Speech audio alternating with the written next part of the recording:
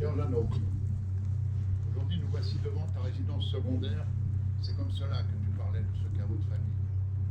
Je ne ferai pas le coup de Bossuet qui lui était payé pour dire du bien de tel couronné, fauché par la Camargue. Jeannot, tu me laisses l'une des plus belles histoires de Périgueux et du monde autour de ton œuvre, certainement quelques milliers de poèmes. Tu écrivais comme un chroniqueur en racontant la vie des gens. Tu y mettais ta passion très personnelle. Tu avais le goût du verbe bien ficelé, le mot souvent gentil, la phrase qui plaît, le poème qui dit tout. Je relisais tes premiers mots dans ce livre écrit pour toi, et tu disais je me demande pourquoi j'ai accepté que Maurice Méliès vienne me déshabiller pour écrire ma bio. J'ai peur d'en dire trop, je préfère mon livre posthume à moi. Et nous voici à la dernière page de ton livre. En 2007, Yves Guéna disait de toi que tu étais unique et qu'il n'y avait pas d'autre Jeannot à sa connaissance. Xavier Darcos écrivait dans ce même livre que tu étais un génie et l'un des monuments vivants le plus précieux. Il te décrivait comme un zélateur profane, mais guidé par l'humilité. Jeannot, tu savais te taire quand il le fallait, mais tes silences parlaient encore plus fort que le bruit des autres. Sache que tu étais, sache que tu le resteras. Depuis 25 ans que je te connais, et surtout depuis ces 5 dernières années où j'étais très proche de toi, afin de t'aider dans ton quotidien, tu n'as jamais dit du mal de personne, même pas de toi. Ton amitié pour moi a été au-delà de mes espérances. Elle a pris forme d'une fraternité et d'une fidélité sans égale. Homme de paix, tu as tenté de tuer l'injustice et de faire sauter les poseurs de bombes en faisant la guerre à la guerre. Par les mots, mais aussi par les actions. Et tu écrivais dans l'une de tes pensées avec humour, le comble d'un pacifiste, c'est de dormir en chien de fusil. Tu as inventé la société protectrice des humains. Après avoir milité dans plusieurs fronts humanitaires, notamment à Terre des Hommes, en tant que correspondant pour la Dordogne, pendant la guerre du Vietnam, tu t'occupais des dossiers d'adoption. Un citoyen du monde, tu militais contre toute atteinte à l'homme, en dénonçant les essais nucléaires en Polynésie et d'autres atteintes à l'être humain. Tu as été membre du Comité national de résistance à la guerre et à l'oppression. La Camargue est venue plusieurs fois te tirer par les pieds. Premièrement, le golfe d'Aqaba, en partance pour Katmandou, l'époque des chemises à fleurs. Ensablé, évanoui, tu es sauvé par une chèvre et son bédouin. L'homme du désert te soigne et te remet debout. Tu continues ton chemin jusqu'à la ville des sacs à dos. Puis un coma à forte dose d'anis et de haut-plomb, qui dure 55 heures sans soins et sans visite. Tu te relèves comme un seul homme et tu décides de réduire un peu la voilure en se contentant du diable vert, du diable menthe. Mais pas pour longtemps. La hernie que tu choyais depuis un certain nombre d'années au point de faire rougir un ballon de handball. Le premier billard de l'ensemble, les 3 premières vies, sans les boules et sans la canne. La tuile qui te prive de ta voix et de ta main préférée.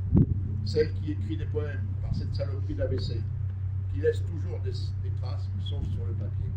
Ensuite, ta mâchoire, qui quittait son logement tous les 4 matins au point que les bouts de ficelle ne suffisaient pas.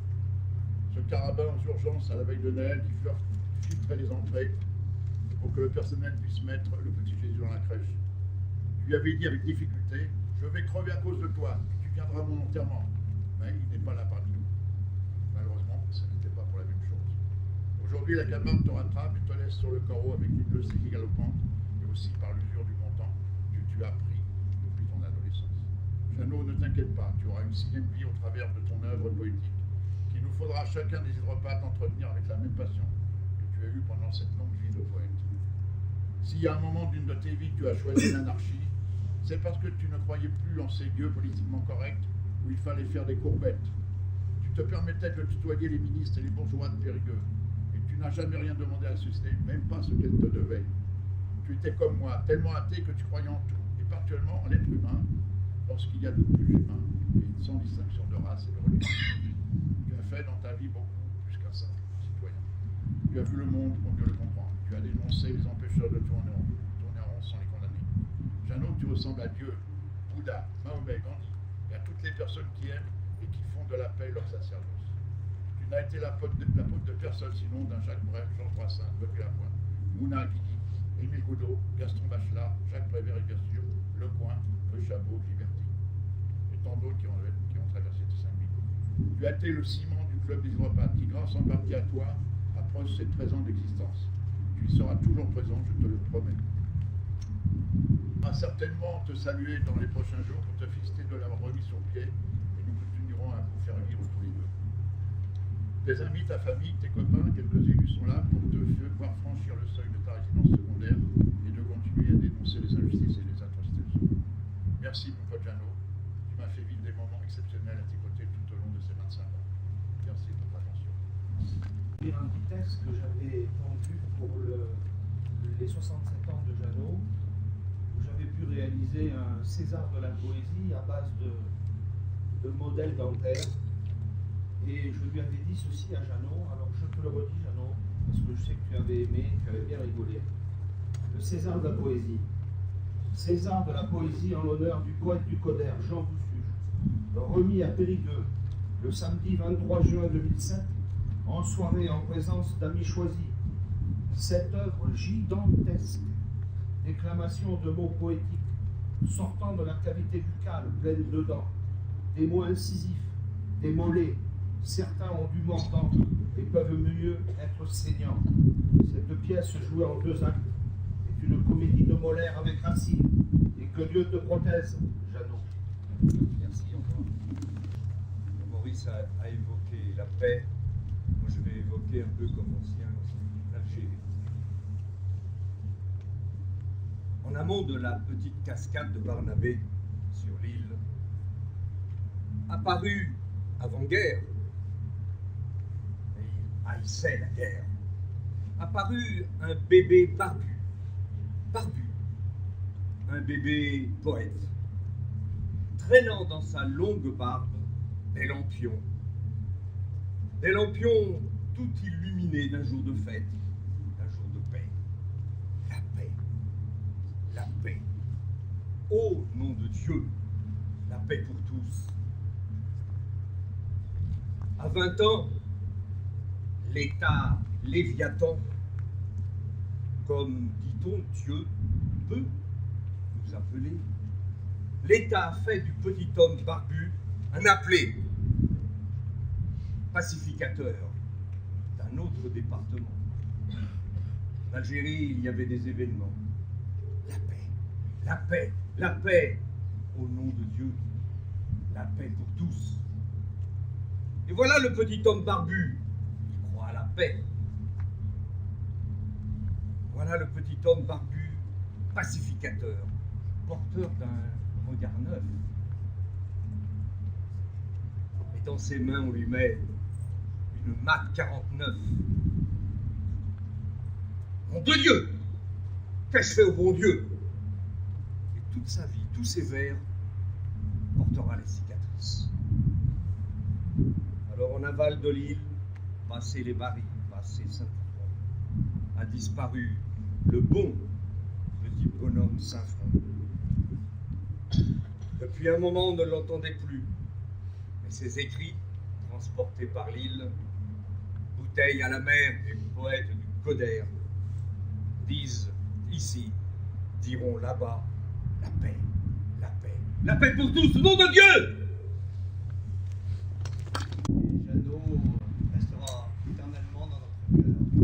Composer ce poème éternellement dans notre cœur.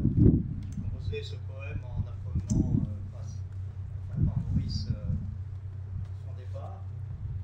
Allant à l'enterrement de Jeannot, notre amigo, nous avons rencontré non pas 2 escargots comme Jacques Prévert. Le temps était à l'hiver, mais 2 jolis pinsons, voici leur chanson. Tijan du Coder, de toi nous sommes fiers.